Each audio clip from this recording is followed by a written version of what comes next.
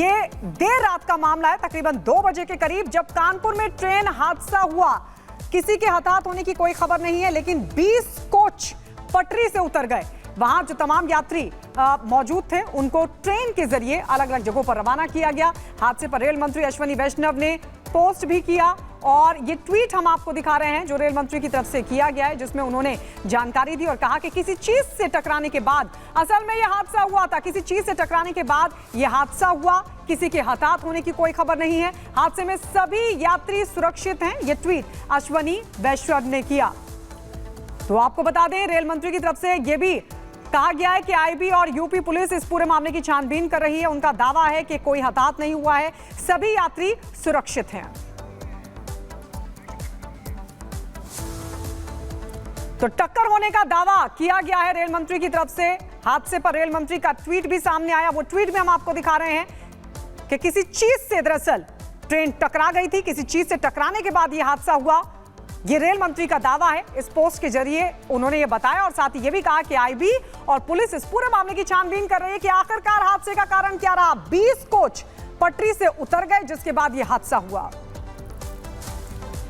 और चलिए, इस पर ज्यादा जानकारी के लिए हमारे साथ गौरव लाइव जुड़ गए हैं। गौरव, सबसे पहले तो बताइएगा कि यह हादसा कैसे हुआ है, फिलहाल वहां पर क्या कुछ स्थिति आप देख पा रहे हैं। हालांकि रेल मंत्री का भी ट्वीट सामने आ गया है, किसी चीज से टक्कर के बाद हादसे होने की बात कर रहे हैं। मैं बताना चाहूंगा कि सुबह जिस वक्त ये हादसा हुआ है, जो हादसे का कारण था वो ये ऑब्जेक्ट था जिसके चलते तो ये हादसा हुआ था। उसके बाद 22 डिब्बे जो ट्रेन के थे, कोचेस थे, वो डिरेल हुए हैं और साफ तौर पर भारी पुलिस बल यहाँ पर तैनात कर दिया गया, क्योंकि अब इस ऑब्जेक्ट को लेकर के जांच शुरू हुई है और इस जांच में साफ तौर पर आईबी और यूपी पुलिस इस चीज की जांच करेगी कि कहीं किसी व्यक्ति द्वारा या किसी साजिश के तहत तो इस ऑब्जेक्ट को यहाँ पर नहीं रखा गया। जैसा कि देख सकते हैं, कई और भी ऑब्जेक्ट हैं जो यहाँ पर मिले हैं, इस तरह की चीजें मिली हैं रेलवे ट्रैक पर। और जो पीछे हमने आपको ऑब्जेक्ट दिखाया था वो साफ तौर पर किसी ट्रैक का टूटा हुआ हिस्सा लग रहा था, लेकिन कोई भी ट्रैक कहीं से टूटा हुआ अब तक नहीं मिला है, जो कि एक बड़ा विषय है जांच का कि कैसे इतना बड़ा जो ट्रैक का हिस्सा है वो यहाँ पर आता है और उसके साथ ही जो एक्सीडेंट है वो होता है, ट्रेन डिरेल होती है। इस ऑब्जेक्ट के ही जरिए पहले वो इंजन के हिस्से में टकराती है, जिसके बाद ये पूरा हादसा होता है। फिलहाल किसी की जो क्या कहते हैं, किसी भी जनहानि की कोई सूचना ऐसी नहीं मिल रही है। जो भी लोग थे वो सभी सुरक्षित है, कुछ लोग घायल थे और आपको तस्वीरें दिखा रहे। देखिए पटरी कहाँ पर है और जो पहिया है वो डिरेल होकर के उसके बगल में आके उतर चुका है। ठीक जमीन पर ये पहिया साफ तौर पर देखने को मिल रहा है। ये जो ट्रेन थी डिरेल हुई है और यही देखिए ट्रैक्स है और ट्रैक अगर आप तस्वीरें दिखाएं तो देखिए ट्रैक्स अपनी जगह से भी बेंड हो चुके हैं। जो ट्रेन है वो एक तरफ बेंड होते हुए दिख रही है। फिलहाल एक बड़ा इस विषय है कि ये ऑब्जेक्ट कैसे बीच में आता है जिसके चलते इतना बड़ा हादसा होता है। और पूरे मामले में जो आईबी है वो भी है और उसके साथ ही यूपी पुलिस की टीम है वो पूरे मामले को गौरव, क्या ये माना जाए कि एक बड़ी साजिश भी हो सकती है, जैसा कि ट्वीट रेल मंत्री की तरफ से किया गया। वो ये बता रहे हैं कि आईबी इस पूरे मामले को लेकर छानबीन कर रही है, तो क्या ये एक साजिश भी हो सकती है? वो तो गनीमत रही कि कोई हताहत नहीं हुआ। जी बिल्कुल, देखिए एक बड़ा सवाल इस बात को ही लेकर के उठता है कि कैसे रात में 2:30 बजे के तकरीबन जब ये ट्रेन यहाँ से गुजर रही थी और अहमदाबाद के लिए जा रही थी, उस दौरान इस तरह का ऑब्जेक्ट बीच में रखा हुआ मिलता है या आ जाता है, कैसे आता है? चूंकि ये कि ट्रैक का टूटा हुआ हिस्सा देखने को समझ में आ रहा है, लेकिन कहीं भी जो ट्रैक है वो टूटा हुआ नहीं मिला है फिलहाल की जो जांच में।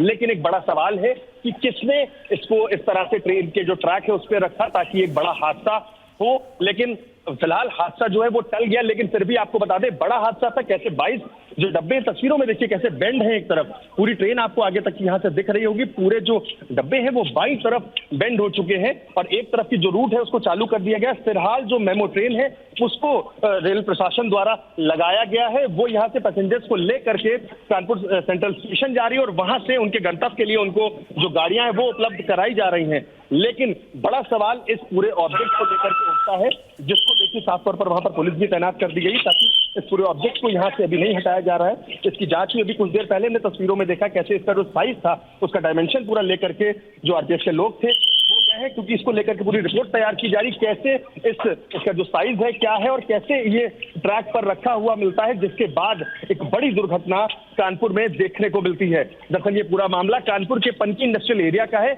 जहां पर जो ट्रेन है उसका जो देर रात डिरेल होती है और उसके बाद ये हादसा होता है। बिल्कुल, डिरेल होने के बाद ये हादसा हुआ। गौरव, ये भी जानकारी दीजिएगा, ये ऑब्जेक्ट क्या बताया जा रहा है जिसकी वजह से इतना बड़ा हादसा हुआ? सवाल तो है ही कि क्या शरारती तत्वों ने ये किया है, क्या साजिश के तहत ये किया गया है? वो तो गनीमत रही कि कोई हताहत नहीं हुआ। और क्या रेस्क्यू ऑपरेशन अब पूरी तरीके से पूरा हो गया? क्या उसके बिहाफ पर व्यवस्था की गई?